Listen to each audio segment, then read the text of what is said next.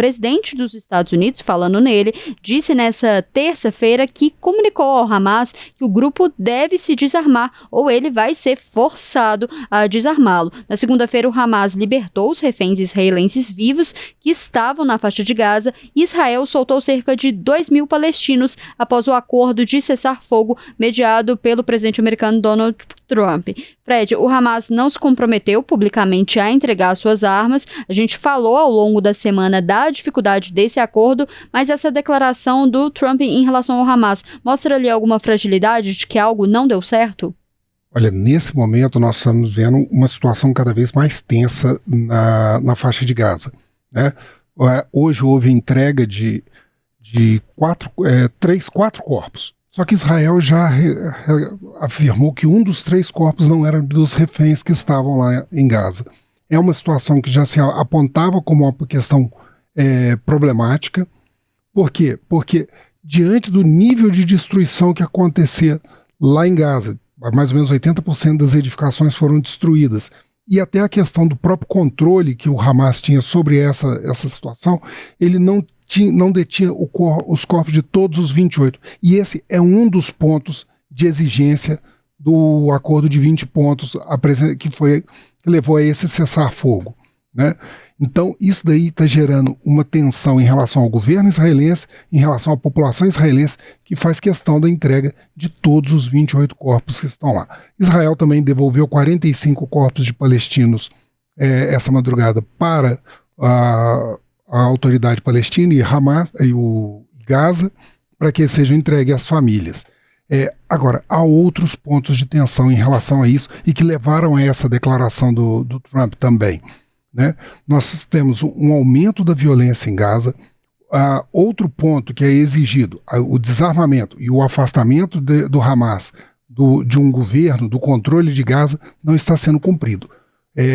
Militantes do Hamas, das brigadas Al-Qassam, e inclusive da polícia, né, do serviço policial do Hamas, que é o Rada, eles estão participando, ocupando posições dentro da cidade de Gaza. Eles alegam que para não haver um vácuo de poder e eles continuarem com algum nível de estabilidade dentro dos territórios, né? Mas isso também está havendo uma aceleração da violência, né? Foram divulgados nas redes sociais vídeos de execução pública, né, dentro da cidade de Gaza, no bairro de Al-Sabra, né, por pessoas ligadas ao Hamas. Isso já recebeu a condenação do líder da autoridade palestina, né, o Mahmoud Abbas, e também do Comitê Independente Palestino para os Direitos Humanos, que está falando em execuções extrajudiciais que precisam ser investigadas, né? Al-Sabra é o centro de um dos grupos, né? Você tem pelo menos 4 grandes grupos rivais ao Hamas dentro de Gaza. Em Al-Sabra tem um dos maiores, que é o clã Dogmush, que, segundo o Hamas, é financiado por Israel, mas esse Dogmush é o mesmo que participou dos ataques em 2004, que levaram ao sequestro, um dos sequestros mais longos de soldados de Israel, né, que é de Gilad Shalit. Então, é uma situação muito tensa.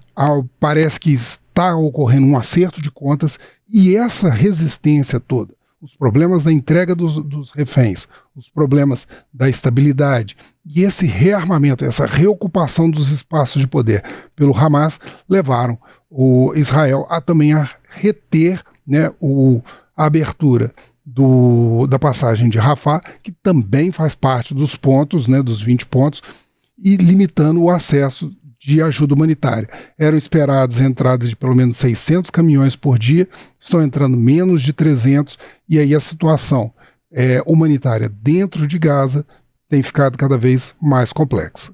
E aí, a gente tinha falado, né, ao longo dessa semana, Fred, só pra gente encerrar, que era muito difícil. A gente era um acordo de cessar-fogo, não é um acordo de paz, né? Porque a paz é uma coisa, como a gente está acompanhando, é muito mais difícil e complexa de se construir. Sim, é um processo que vai levar muito tempo, que depende do empenho dos países ali, não só dos países árabes que assinaram aquele acordo em Sharm el-Sheikh como garantidores pelo Hamas, né? É preciso também uma ação de Israel, né, para tentar aliviar essas tensões. Ainda estão acontecendo conflitos lá dentro.